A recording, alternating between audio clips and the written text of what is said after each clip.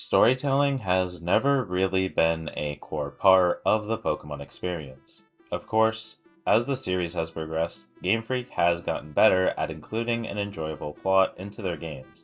But when you look back at the older titles, there wasn't much more to it than stopping the evil team from taking over the region with the Box Legendary. So a lot of people have looked to fan-made projects for that sense of storytelling that the mainline games were lacking. But most of the time, they admittedly didn't do that much better either, leaving players with edgy dialogue, cringy romance, or characters that felt even more plain than what we were given by Game Freak in the earliest of generations. However, there are some exceptions. There are some fan games that do offer some truly compelling narratives and characters that leave you wishing for more. And today, I'm going to be talking about one in particular that I believe does the best job at conveying a good story, a fan game that explores a very interesting side of Pokemon that most of us didn't know we wanted. The name of that game is Pokemon Desolation. This isn't a Pokemon game where you begin your adventure in the town you've always lived in, or a town you just moved to. Your journey begins on a ship headed to a massive city inside the Irith region. Instead of being introduced to the game by a professor, you're instead given a questionnaire with the region's most popular gym leader, where you'll choose between one of 6 playable characters, and enter passwords. But as important as passwords are, we'll talk about them later. You're given a short opportunity to explore the ship before it's raided by one of the game's antagonist groups. Yes, I did say one of. After a short cutscene, you'll awaken on a beach, home to a completely different island than your original destination. Here, you'll be given the choice between 8 very untraditional starters, but don't worry, you will be able to pick one of the more traditional ones from the first 8 generations later. But from here, there are 3 points I can cover: the story and characters, the gameplay and difficulty, and the quality of life features. Each one of them can be watched in any order, as they're pretty distinct from one another, and I'll leave the timestamps for each below. But I'm personally going to start with the story and characters. Feel free to follow along, or come back later. To start off, I will say that Desolation follows the standard progression system normal Pokemon games do, defeating gym leaders and collecting their badges. But that's really about it compared to the standard Game Freak Pokemon experience. The biggest thing Pokemon Desolation has to offer with its story is dialogue choices. Unlike most Pokemon games, when you pick a dialogue option, it can lead to many different things. Usually this is your relationship with another character, but sometimes it can lead to something as big as someone's life or death, or even progressing towards a different ending. Now don't get me wrong, this isn't one of those games where every little decision can lead to like one of 50 endings. But there are some major crossroads in the plot. Expanding on what I started with, while Desolation follows the basic gym leader progression system, the Pokemon world itself is a whole lot different from the one you're used to. The atmosphere is far grimmer, and you'll find many people suffering as you explore the world. The story is centered around 3 different antagonist groups, each with their own unique and interesting goals. Goals that completely match the nature of the world you're forced to live in. Although dealing with and trying to remember 2 extra enemies than you're normally used to in a normal Pokemon game might sound overwhelming, I believe Desolation does a great job of conveying their stories and involvement in a way where they can all feel interesting and memorable. Finally, Desolation has a very nice cast of characters, rivals who are given proper and fulfilling character arcs, gym leaders with actual involvement in the story, and antagonists who don't at all feel one-sided. The effort that's been made to put so much depth into this game's story, characters, dialogue, and twists is something I refuse to leave uncomplimented. So with that said, I want to end this segment emphasizing that this game is not something I would consider edgy. Yes, people suffer, and yes, people die, but those events actually fit into the story, and don't feel unnecessary, out of nowhere, or uncomfortable, like a lot of other dark fan games tend to struggle with. Pokemon fan games and ROM hacks usually don't stray too far off the standard in terms of gameplay. Desolation, however, adapts a very unique gimmick called field effects. Field effects take the very simple concept of the battle environment present in the main games, such as in the moves Camouflage and Nature Power, and push it about 10 steps further. For example, on the Forest Field, grass and bug type moves will deal more damage, as well as a few other grass-centered abilities gaining increased effects.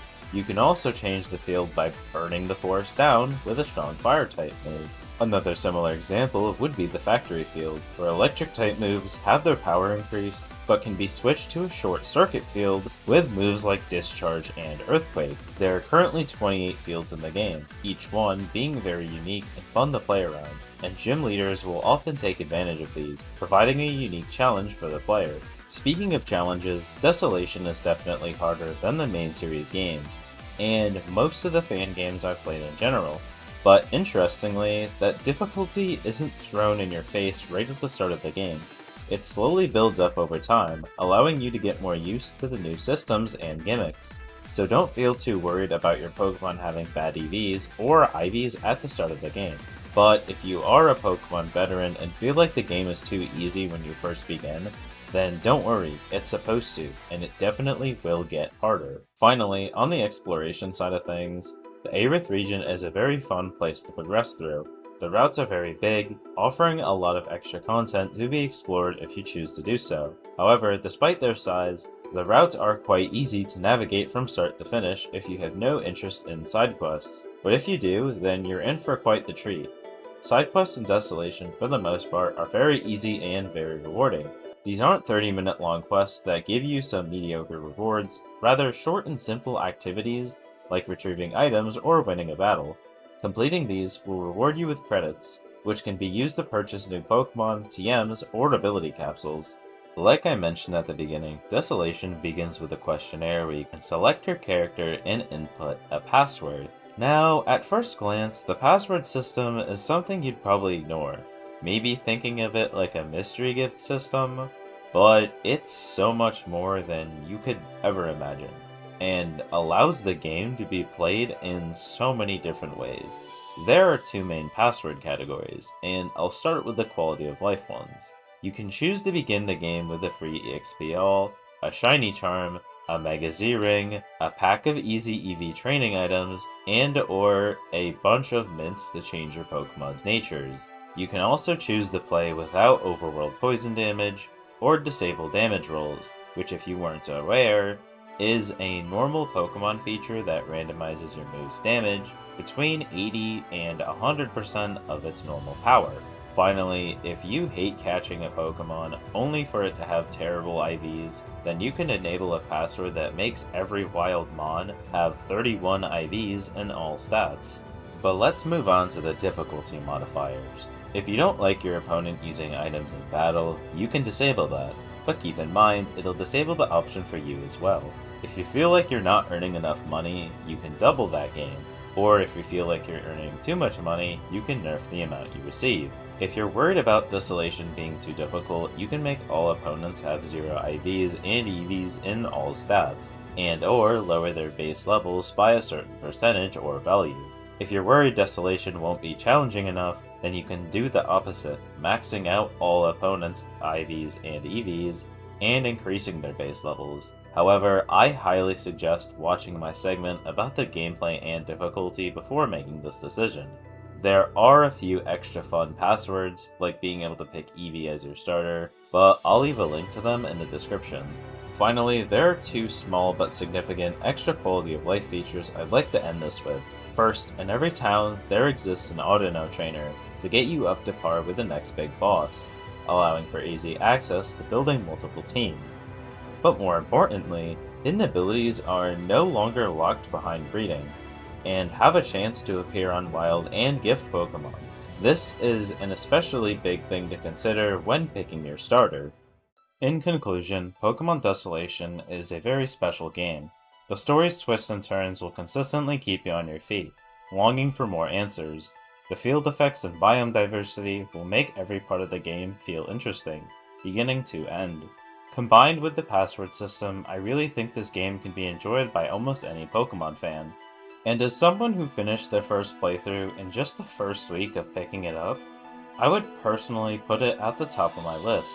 As much as I have praised Pokemon Rejuvenation and enjoy its story more, Desolation, having less characters and concepts to remember, makes it a lot more enjoyable for players who are more used to the simpler levels of storytelling offered in most other mainline and fan-made games. Desolation currently has 8 out of 12 gym badges to collect, and a story that takes approximately 50 hours of gameplay. If this video convinced you to pick up the game, or if you enjoyed it in general, then I hope you'll subscribe. But anyways, I hope you have a nice rest of your day.